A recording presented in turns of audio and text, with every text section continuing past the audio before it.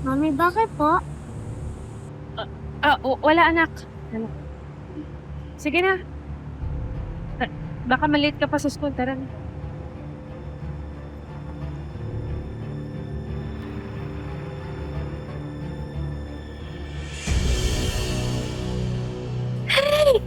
Salamat sa Diyos naman, ate, at approve na yung deployment mo sa New Zealand. Makakaluwag-luwag kami rin sa mga utang mo. Oo nga eh. Kaya nga ang plano ko, bago ako umalis sa susunod na linggo, ibubuhos ko yung oras ko kay JJ. Para naman hindi niya ako masyadong mamiss. Ay, sandali. Si Daniel.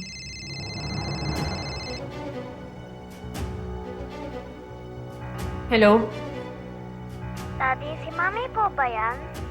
Ikitain ba natin si Mami? JJ? Mami! Mami! Daniel, anong ginawa mo sa anak ko? Saan mo siya dinala? Relax ka lang, Grace. Papasyal ko lang ang bata. Anak ko rin si JJ. May karapatan akong kausapin siya kung kailan ko gusto. Hindi ka talaga matigil, no? Ididimanda kita, Daniel. Sa akin ang custody ni JJ. Not for long. I'll prove to DSWD that you're unfit as a mother. Pinapabayaan mo lang yung anak natin. Ibalik mo sa akin si JJ! Daniel! Daniel! Ano nangyari, ate? Ano sabi niya? Ano nangyari kay JJ? Kinuha niya si JJ. Hindi ko alam kung saan dinala. Anong gagawin ko? Anong gagawin ko? Yung tracker! Ate, di ba nilagyan mo na tracker si JJ?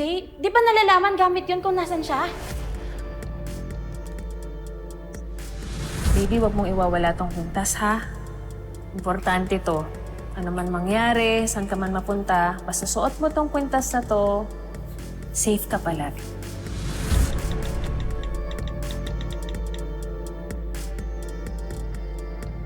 Nasa Antipolo sila ngayon? Jelly, kailangan natin tumawag ng pulis.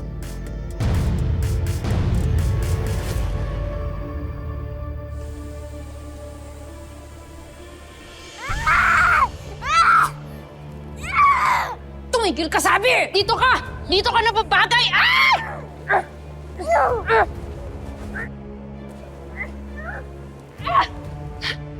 Buhay ka dito! Halika nga dito. Masok ka dyan! Pasok!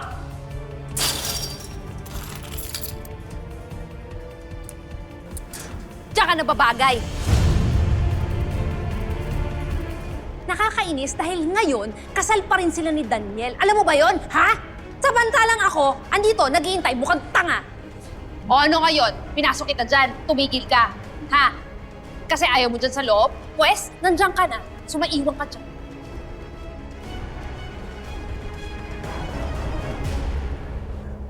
Serena! Anong ginawa mo sa anak ko? Ha? Eh, ang ingay-ingay niya kanina para siyang asong ngawa ng ngawa. Ayan, dyan sa bagay.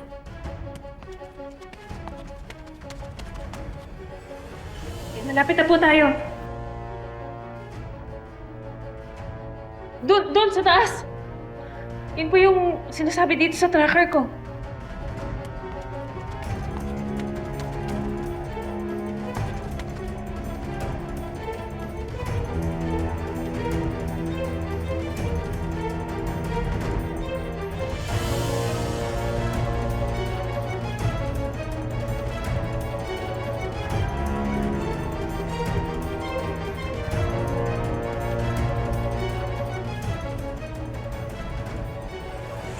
Akin na.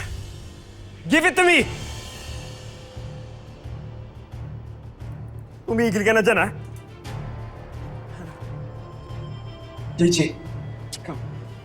Bagay lang siya dyan, no? Kasi para siyang asong ngawa ng ngawa ang ingay-ingay niya. Anak! Bagay lang siya dyan, no? Kasi para siyang asong ngawa ng ngawa ang ingay-ingay niya. Anak! Baba mo yung bata! Ano ko po siya? Sumama ka sa amin! Tara po, tara po. Sige, baka mo. Sir, Sige, ano lakad. ko po yan? Ano ko yan? Lakad! Dito, sir! Bilis! pupunta? Walang ya. Pero ginawa ko sa akin ang anak ko na hindi ka nagpapaalam. Wala akong pakialam kasi hindi mo na makukuha yung anak mo, ha? Esa! Tumigil ka! JJ! Oo, diyan ka na lang. Huwag ka na to. Diyan ka na lang sabi mo. Tumayo eh. Oy, kuya! Mama ka sa amin. Tara na. Ayoko. Ay! Ay! Tulungan niyo ako. Wala akong ginagawang masama. Bitawan mo na ako. JJ! Anak! JJ! Daniel! Akala ko po protektahan mo ang anak natin? Bakit mo hinayaan ikulong siya sa kulungan ng aso? Yan ba ang buhay na ibibigay mo sa kanya? I'm sorry, Grace. Sorry. Ma'am, sige po. Sumama na kayo. Wala akong ginagawang masama. Sige na po, ma'am. Daniel!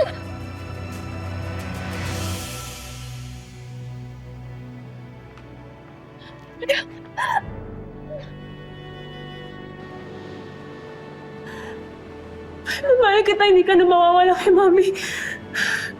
Promise ko sa'yo, anak, hindi ka na mawawala sa akin.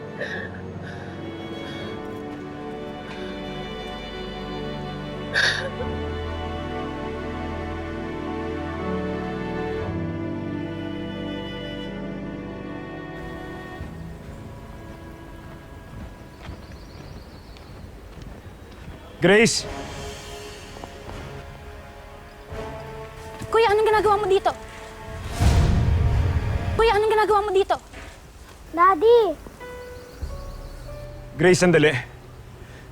Pakiusap lang.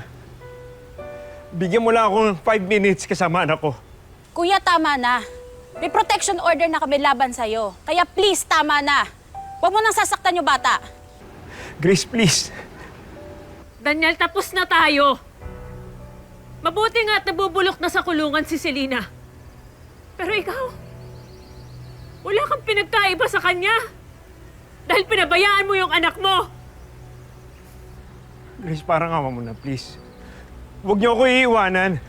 Unang-una, ikaw ang nang iwan sa amin. Pangalawa, hindi mo na kami mapipigilan pa. Sa ibang bansa kami magsisimula ng bagong buhay ng anak ko. Kung saan ligtas siya.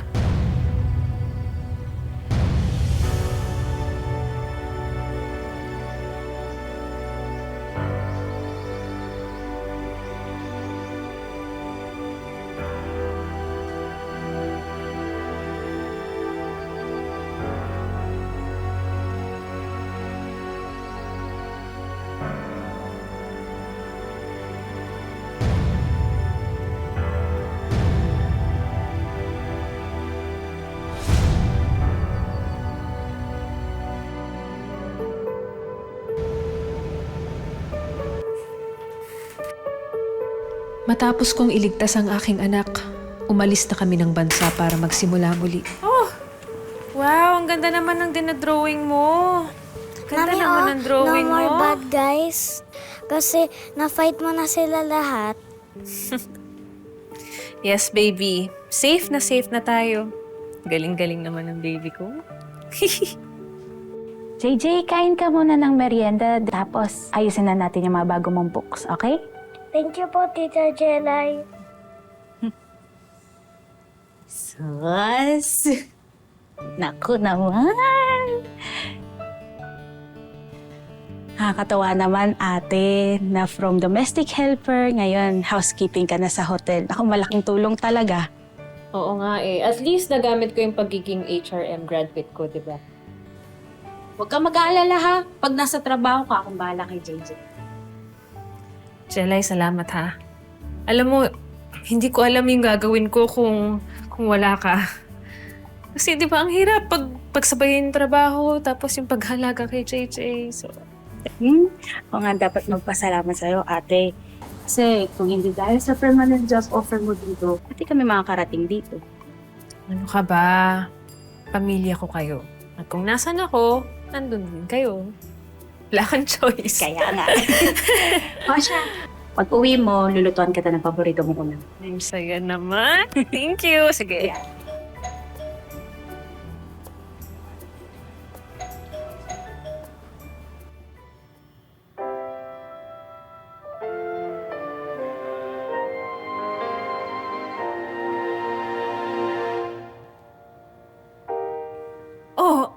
Sir Ethan!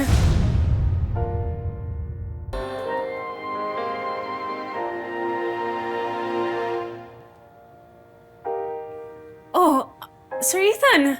What brings you here? HR wanted me to bring by these documents for you to sign your mobility and your allowance report. So when I was reviewing them, I realized you just live a few blocks from me, and I wanted to come drop them off personally. Thank you. I also brought some pastries for you and your family. Welcome to New Zealand. Wow. I'm sorry for the unannounced visit. I don't mind. Thank you. Hey buddy, what's your name?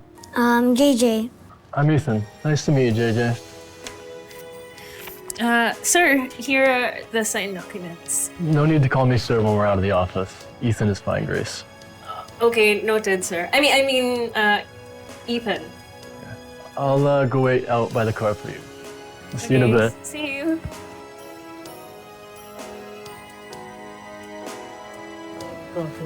Don't call me sir. Sino yan, te? Pogi yan, te, ah. Porket nag-abroad lang, te, ah. May pogi ng bagong karakter, te, ah. Boss ko yun. Hebe ka, te. Ikaw pa sa'yo. Okay. At doon ko nakilala si Ethan na nagbalik ng aking saya at pag-ibig. Maraming salamat sa pagsama sa ating istorya sa Tadhana. Nakaka-relate ka ba sa ating mga bida? Nako, i-comment mo na yan para sa iba't ibang kwento na punong-puno ng pag-asa at inspirasyon. Mag-subscribe na sa GMA Public Affairs at YouTube channel. I-click na rin ang bell button para lagi kang updated sa pinakabagong storya ng Tadhana.